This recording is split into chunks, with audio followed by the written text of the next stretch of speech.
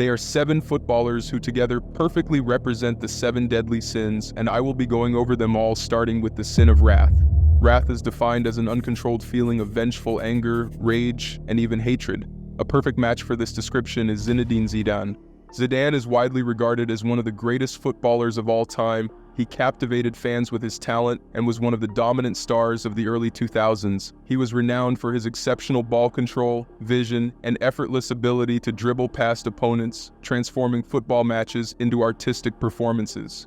What made Zidane truly iconic was his ability to turn up on big occasions to secure victory for his team. A notable instance of this was his brace in the 1998 World Cup final against Brazil, which secured France's first World Cup title, with his performances earning him the 1998 Ballon d'Or. He also scored an incredible volley in the 2001 Champions League final against Bayern Leverkusen, which remains one of the most iconic goals in the tournament's history. Despite his exceptional ball control, Zidane found it difficult to control his temper, with his anger sometimes getting the best of him, leading to very rash reactions to the slightest of provocations. The most infamous display of his hot-headedness came in the 2006 World Cup final, where he headbutted Italian defender Marco Materazzi in the 110th minute of extra time, allowing Italy to drag a dominant French side to the penalty shootout, where they defeated France to win the 2006 World Cup.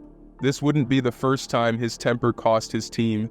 The script for this moment was written 6 years earlier in a Champions League match between Juventus and Hamburg in 2000, where Zidane headbutted Jochen Kienz, resulting in him receiving a red card and Juventus suffering a 3-1 loss in his absence. This incident led to Zidane receiving a 5-match ban from UEFA, preventing him from participating any further in the Champions League, which ultimately led to Juventus being eliminated in the group stages.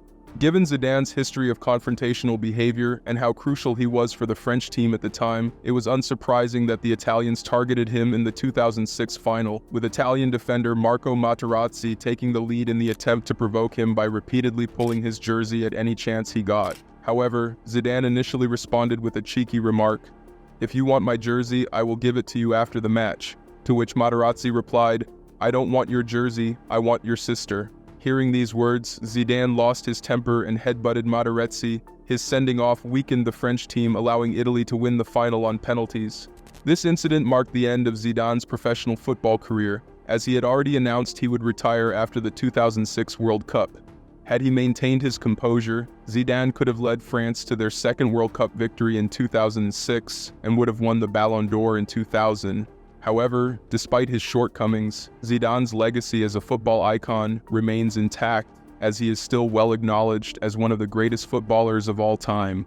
While I can say that about Zidane, I can't say that about the next footballer on my list, as his legacy as a footballer is now heavily debated, and he is the footballer I have chosen to represent the sin of sloth. Sloth is defined as the reluctance to work or make any effort, also known as laziness. A footballer whose career quickly went downhill due to his slothfulness is Paul Pogba. Pogba's career took off when he left Manchester United to join Juventus in the summer of 2012, becoming an integral member of a Juventus team that dominated Italian football for consecutive years. Pogba was a special talent, and like many gifted footballers, he relied heavily on his natural abilities. He was not one to aggressively mark his opponent to regain possession, and his performance often suffered when he was burdened with responsibilities on the pitch, as he played better when he was allowed to roam freely, especially around the opposition's 18-yard box. However, Pogba compensated for his work rate with his brilliance on the ball and his ability to create goal-scoring opportunities out of nothing. At Juventus, Pogba was surrounded by experienced players such as Andrea Pirlo, Sami Khedira, and Claudio Marchisio, players who freed him of defensive duties, allowing him to roam freely as a box-to-box midfielder.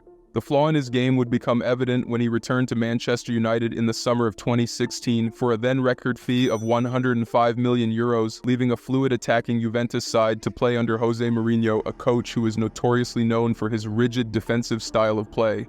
At United, Pogba was burdened with defensive duties as he was deployed as a deep-lying creative midfielder, having to track back to help defend and mark. As a result, his slothfulness became evident as his performance suffered, and he was heavily criticized. The number of times I've seen him in games where he's not sprinting back or running back, he's talking about body language, throwing his arms up in the air. Well, if you're going to be a good teammate, then you got to run back. You got to run back when you're defending.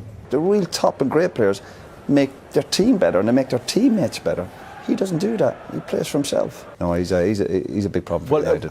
Mourinho would, however, come to Pogba's defense, calling his critics football Einsteins. Mourinho and Pogba had a good relationship in Pogba's first season at United, as Pogba was instrumental in United winning the Europa League, which he scored in the final. However, their relationship quickly turned sour the following season, with Mourinho labeling Pogba a virus. It all started when Pogba suffered a hamstring injury against Basel in the Champions League at the beginning of the 2017-2018 season. Instead of staying at the club to work with the physios on his rehabilitation, Pogba opted to go to Miami for rehabilitation, a journey which he took his girlfriend along with him. Mourinho would learn about this when a paparazzi sent him a picture of Pogba and his girlfriend in Miami. He then forwarded the picture to Pogba's then agent Mino Raiola with a cryptic message, "While we work, he is on holiday." Pogba's return to the squad was marked by a poor run of games which further strained their relationship. This led to a confrontation between the two in training, and as a result, Pogba was dropped to the bench with Mourinho preferring Scott McTominay in the midfield. After a humiliating 3-1 defeat to Liverpool, United parted ways with Mourinho and appointed Solskjaer as interim coach. Under Solskjaer, Pogba reclaimed his status as United's main man. In his final seasons at United, Pogba displayed worrying signs of an eventual decline, as he was rarely fit to play, and when he did, he found it difficult to impact games significantly. And you could understand why United were no longer keen on renewing his contract, which led to his return to Juventus in the summer of 2022. A club where he enjoyed so much success in his youthful years, but this time, things will turn out differently. He suffered a knee injury during preseason that kept him sidelined until after the 2022 World Cup. He made his second debut against Torino in February 2023, and by March, he suffered another muscle injury in training, ruling him out for 3 weeks.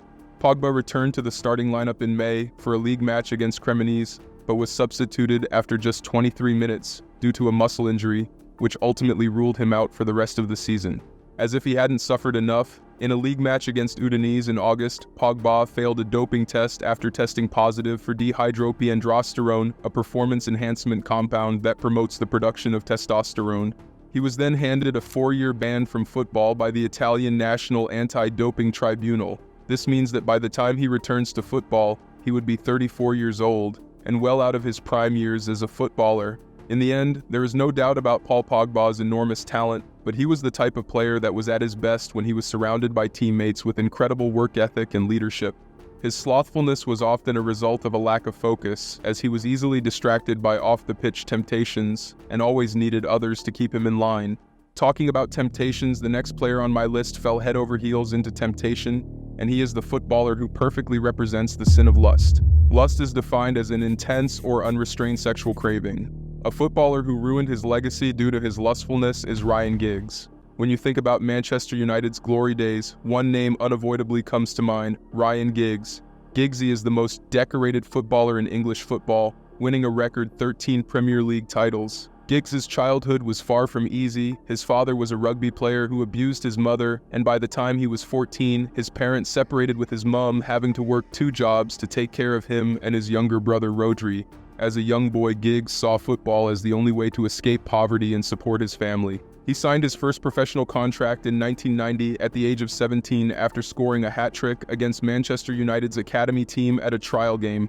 While Giggs made waves as one of the most promising talents in the league, helping United to win the Premier League title in his second senior season, his younger brother Rodri, on the other hand, was a troubled kid who hanged with the wrong crowd and got expelled from school. In an attempt to follow in his big brother's footsteps, Rodri tried his hands at football in Turkey, but his contract was terminated when it was discovered he stole money from the club chairman.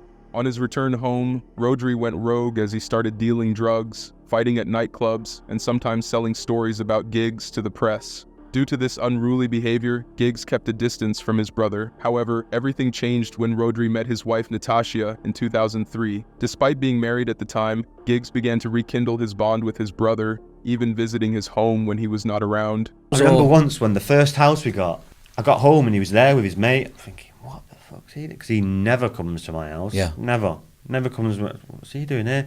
And then later found out that he was finding out where I lived.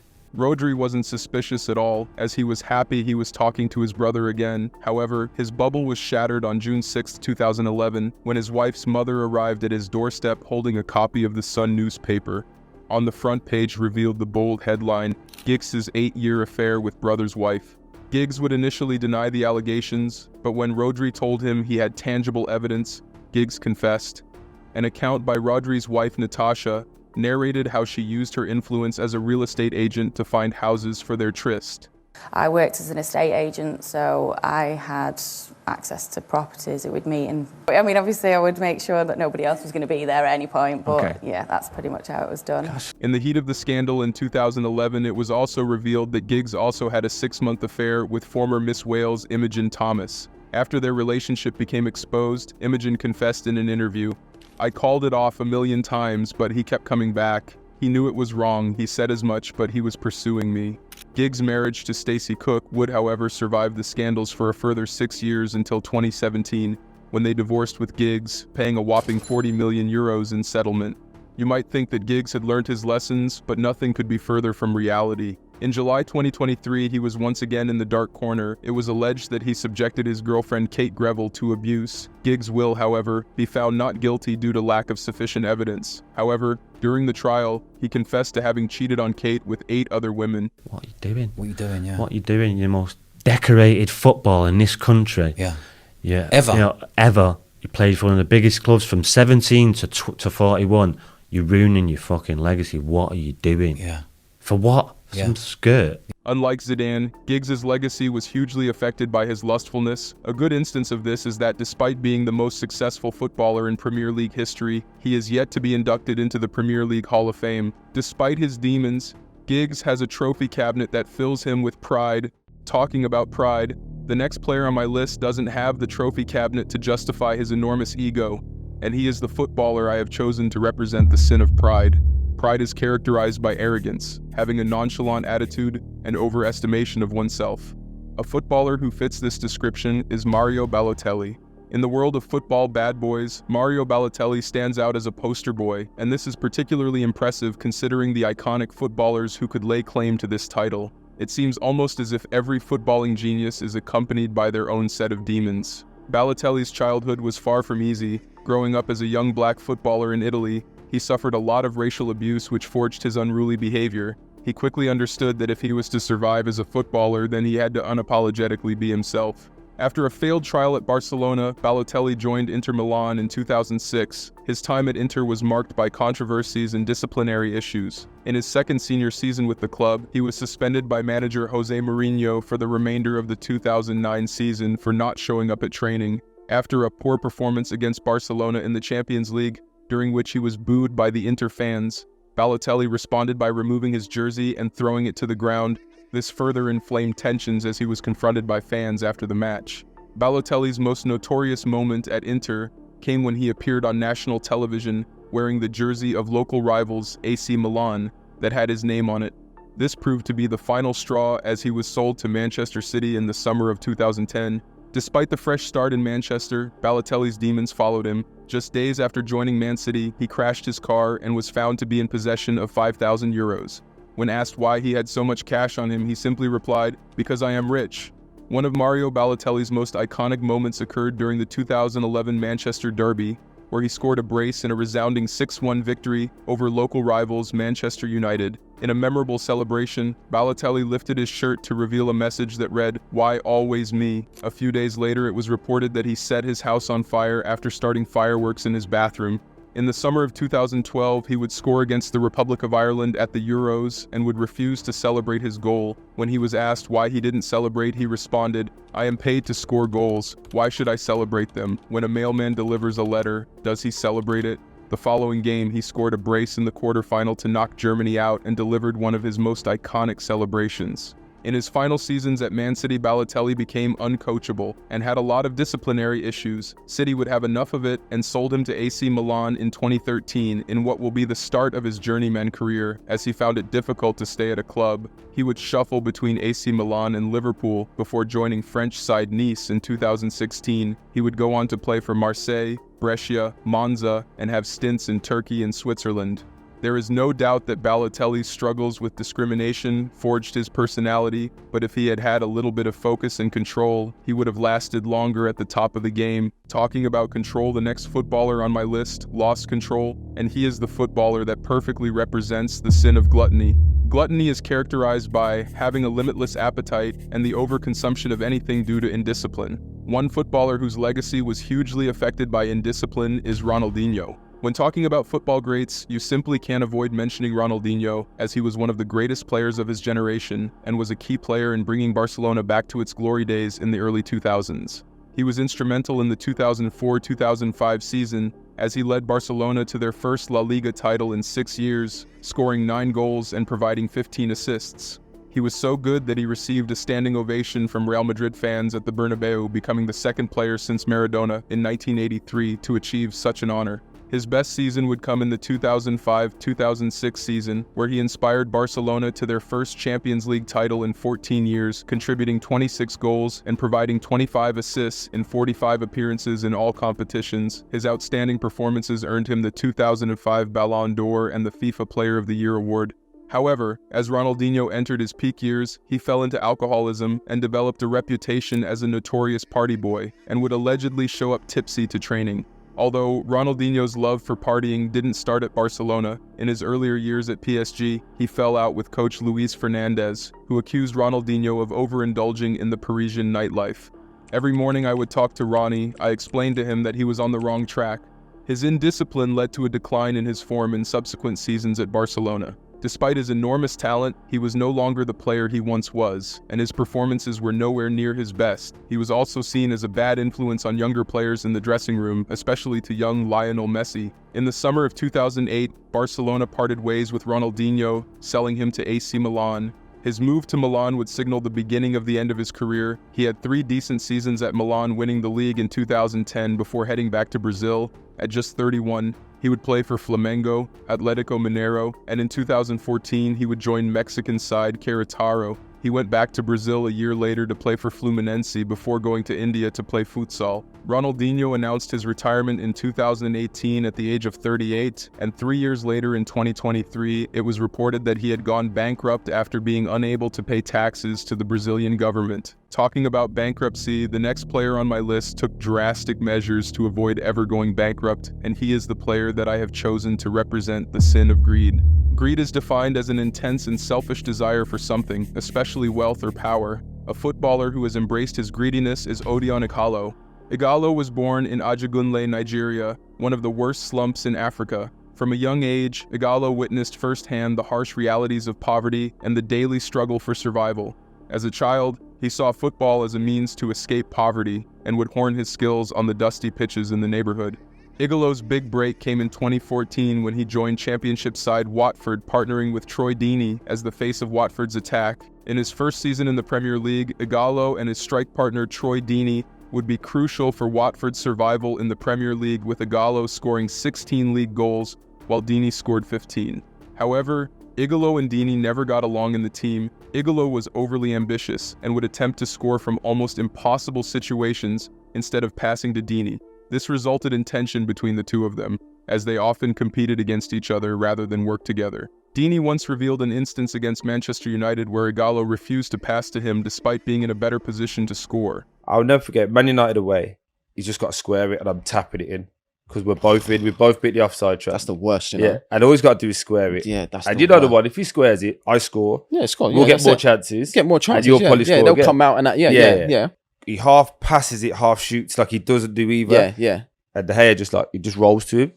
Pass Yeah, the ball, we got to win. Yeah, exactly. We lose the game 1-0. Following a standout 2015-2016 season where he was a strong contender for the Premier League's Golden Boot, Ighalo sparked numerous rumors about departing Watford for a bigger club.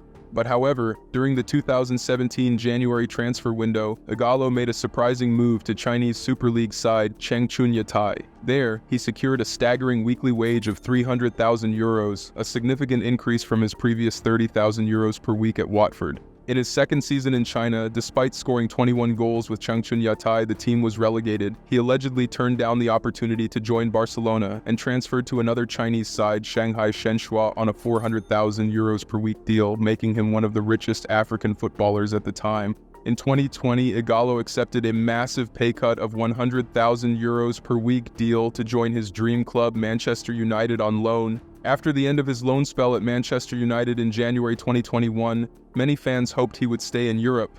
Ighalo, however, joined the Saudi Super League side Al Shabab on a €200,000 per week deal. A year later, he transferred to Al Hilal, where he received around $170,000 per week. In the summer of 2023, Ighalo joined his third Saudi League club Al Wahda on a free transfer for a $90,000 per week deal. At the end, we're playing this football because of money. Even though you have 10 million trophy, you can't use that to go and buy food in the supermarket. So I'll choose money. I'm not those players that will come and say that we are playing football for passion, this and all that. Bro, it's money at the end of all this. See people that is going to Saudi Arabia. Considering his tough childhood, I guess you can't really fault Ighalo for choosing to acquire as much money as possible instead of trying to play at a high level.